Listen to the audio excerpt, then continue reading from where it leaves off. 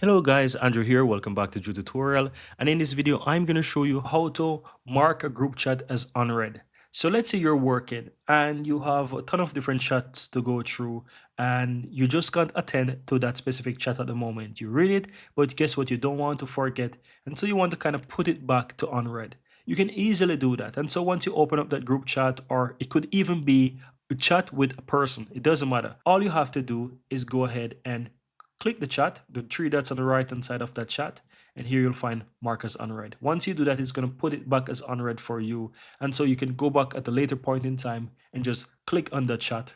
And once you click on it, you'll be able to view the information, and again, you can continue to read it, right? And so you can even as well mark it as read afterwards as well. So but by default, if you have multiple chats and you basically mark it as unread, once you go back and click on a different chat and click back on it and start to read it again, it should automatically mark it as read for you, or you can just click back the three dots and put it as unread. And as I said, this works for groups, it works for person, it doesn't matter. This is how you can easily mark a chat as unread.